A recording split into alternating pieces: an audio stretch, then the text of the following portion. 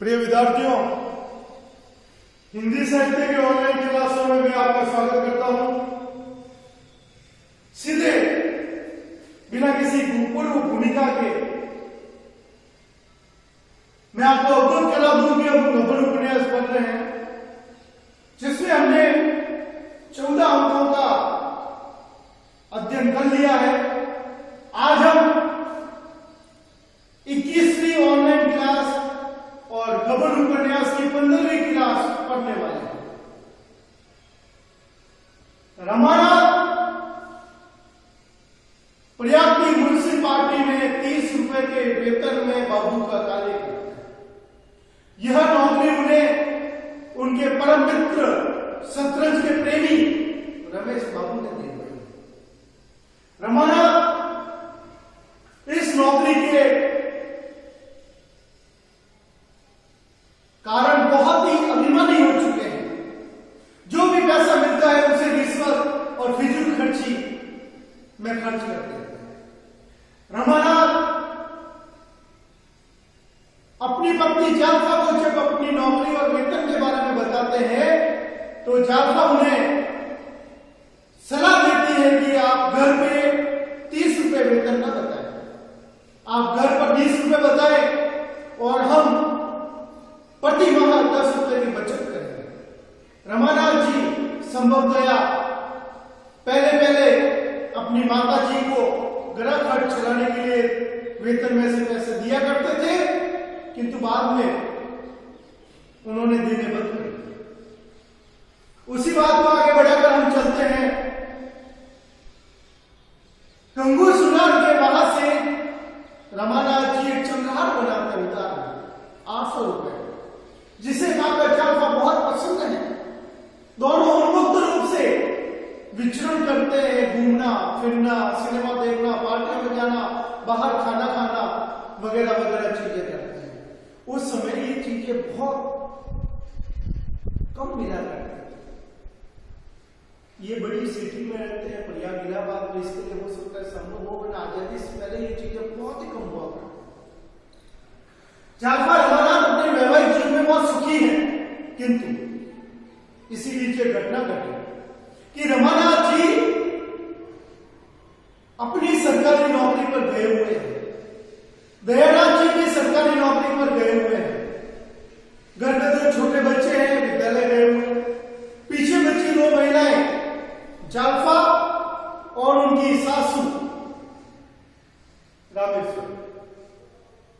इतने में वहां पर गली मोहल्ले में एक सुनार गहने बेचने के लिए आता है और उस सुनार को संभवतः ये पता चल गया कि दयानाथ जी और उनके पुत्र रमानाथ जी दोनों सरकारी नौकरी में हैं।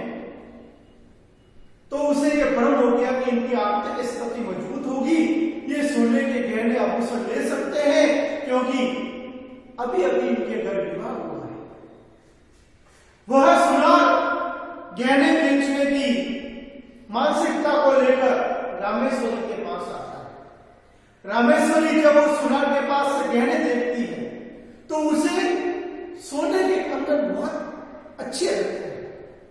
हालांकि वो खुद उन्हें लेना चाहती है, किंतु अपनी आयु का, अपने पति की आर्थिक स्थिति का, अपनी पुत्रवधू के गहने चोरी होने के कारण वो उन गहनों को लेना नहीं चाहती। किंतु उसी समय वहीं पर रमानाथ की पत्नी जालफा आ जाती है।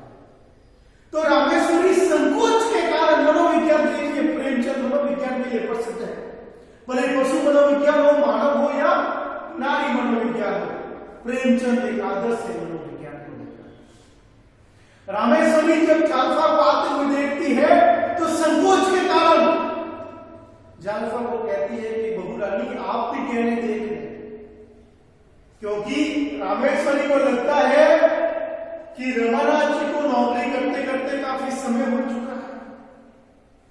उन्होंने पहले तो वेतन दिया था घर खर्च में, फिर उन्होंने वेतन देना बंद कर दिया। अर्थात बेटी और बहू ने बचत की होगी कि इन पैसों से वो गहने बनाएंगे। और संयोग की बात है आज सुनार भी आ चुका है घर पर। रामेश्वरी इसी कारण जालफा को वो कंगन देती है। जालफा को ये भ्रम हो जाता है कि ये गहने रामेश्वरी दिला रही है, उसकी सासू मां दिला रही है, जिन्होंने विवाह के समय चंद्रहार नहीं दिया, विवाह के उपरांत भी कोई भी सोने का आभूषण नहीं दिया। जालफा को लगा कि आज तो उसका भाग्य उदय हो चुका है, उसके बारे न्याय हो गए, क्योंकि उसकी माता मातेश्वरी माता रामेश्वरी उसको गहने दिला रही। जालफा वो गहने कंगन हाथों हाथ ले लेती है। अब जालफा का वो कंगन लेके अपने कमरे अपने कक्ष की ओर चली जाती है। इतने में रमाना वहां पर आ जाता है। जैसे ही रमाना वहां पर आता है, रामेश्वरी अपने पुत्र को समझाती है कि आज ये सुनार यहां पर गहने बेचने आया है और बहू रानी ने कंगन पसंद कर लिए हैं। जब रमानाथ अपनी पत्नी के पास जाता है तो वो देखता है कि जालफा बहुत प्रसन्न है। एक बच्ची जिस प्रकार से खिलखिलाती है, हंसती है, उस तरीके से जालफा चंचलित हो रही है। रमानाथ अपने पास से वापस लौट के माता की तरफ आके कहता है कि पैसों का अभाव है, कोई ये गहने नहीं बनवा सकता। तो रामेश्वरी और सुनार दोनों रमानाथ को कहते हैं कि कंगन 700 रुपए के हैं, किंतु आप प्रतिमाह किस्त के रूप में ये पैसे दे सकते हैं, उधार में ये बनवाकर उधार में आप ले सकते हैं। अब रमानाथ न तो अपनी माता को हकीकत बताता है कि इससे पहले भी वो उधार में 800 रुपए का चंद्रहार अपनी पत्नी के लिए बना चुका है। संकोच के कारण रमानाथ स्वीकार कर देता है वो उधारी, क्योंकि रमानाथ को शायद इन चीजों से फर्क नहीं पड़ता कि उसके ऊपर कितनी उधारी हो रही है, वो लापरवाह किस्म का व्यक्ति है। अब रमानाथ ने वास्तविकता न तो अपनी पत्नी को बताई, न ही अपनी माता को बताई, और इस तरीके से रमानाथ पर उधारी हो गई 700 रुपए के कंगन, 800 रुपए का चंद्रहार, कुल मिला के 1500 रुपए की उधारी।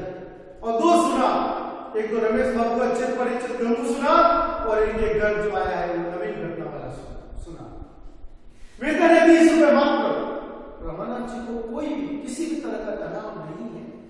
वो सोच रहे हैं कि धीरे धीरे उतार देंगे, रिश्वत की कमाई आती है, ऊपर की कमाई हो रही है। रमानाथ अपनी पत्नी के साथ बाहर घूमने जाता है। तो जालफा बहुत ज्यादा पसंद हो गई कि चंद्रहार भी मिल गए, कंगन भी आ गए। चंद्रहार पति ने बना दिया, कंगन सासू मां ने दिलवा दिया। और रमानाथ ने अपनी पत्नी को यह हकीकत नहीं बताता कि ये भी कंगन के पैसे भी उसे ही देने हैं। रमानाथ और जालफा सिनेमा वगैरह देखने घूमते रहते हैं, पार्टी में जाना होता है, और वहां पर संयोग से उनकी मुलाकात जालफा की हम उम्र हम आयु एक महिला से होती है जिसका नाम है रतन।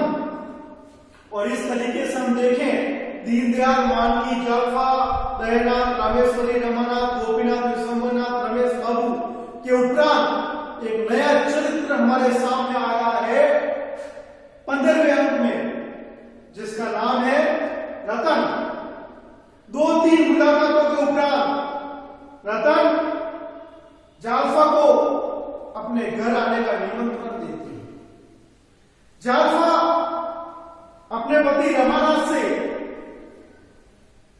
रतन के बारे में, रतन से उसकी मित्रता के बारे में बताती है, तो रमानाथ भी जालफा को मना नहीं कर पाता, क्योंकि ससुराल पक्ष में, फरियाद में अभी तक जालफा की कोई भी सहेली, सखी या मित्र नहीं है। इसका कारण भी रहा है क्योंकि जालफा कभी घर से बाहर नहीं निकली, गली मोहल्ले में भी शर्म संकोच के कारण नहीं गई।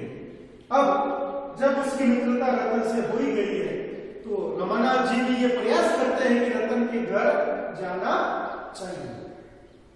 अगले अंक में रमानाथ जालफा रतन के घर जाएंगे, जहां पर उनकी मुलाकात रतन के पतिदेव से होगी, और हम रतन के व्यक्तित्व के बारे में ज्यादा जानकारी प्राप्त करेंगे।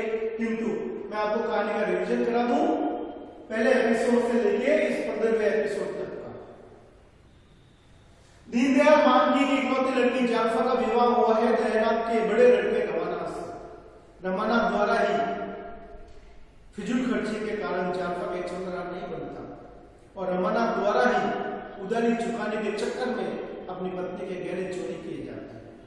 ये तो उनके एक अच्छे मित्र हैं रमेश बाबू, जो इनकी नौकरी लगा देते हैं प्रयाग के म्यूनिसिपालिटी में, जिसके कारण धीरे धीरे थोड़ी ना समझी थोड़ी समझी और किसी कारण धीरे धीरे वो जालसा के चंद्रहार बना देते हैं उधार में। और इधर एक दिन जो आज हमें पड़ा उसके अनुसार रामेश्वरी के कहने पर जालसा के उधार में कंगन भी बनवाती है। रमानाथ के ऊपर बहुत ज्यादा उधारी हो चुकी है, 1500 रुपए की, और वेतन है 30 रुपए। रमानाथ तनिक भी चिंता नहीं कर रहे इस बात की कि इतनी बड़ी उधारी उनके ऊपर हो चुकी है, आज नहीं कल तो देनी ही पड़ेगी। वो बिल्कुल लापरवाह है। जब वो बाहर घूमने फिरने जाते हैं चंद्रहार और कंगन पहन के अपनी पत्नी के नए व्यक्तित्व को देखकर उससे आकर्षित होकर उसके प्रेम के वश में आकर रमानाथ जी जो चीजें जालसा को चाहिए सब उपलब्ध करवा रहे हैं। वहां पर जालसा की मुलाकात हुई है एक नई महिला मित्र से जिसका नाम है रतन। अब एक यहाँ पर महत्वपूर्ण क्वेश्चन हमारे ध्यान में आता है कि जालसा की कुल सहेलियां गबन उपन्यास में कितनी है। तो आप देखिए, राधा बसंती शहजादी ये विवाह के पूर्व की सहेलियां हैं, और अभी अभी विवाह के उपरांत एक नई सहेली बनी है जिसका नाम है रतन। और इसी रतन के घर रमानाथ और जालसा दोनों जाने वाले हैं, जो हम पढ़ेंगे अगले अंक में, जिसका नाम है अंक नंबर 16। तब तक के लिए धन्यवाद। गबन उपन्यास पढ़ते रहिए, अगली क्लास में मिलते हैं।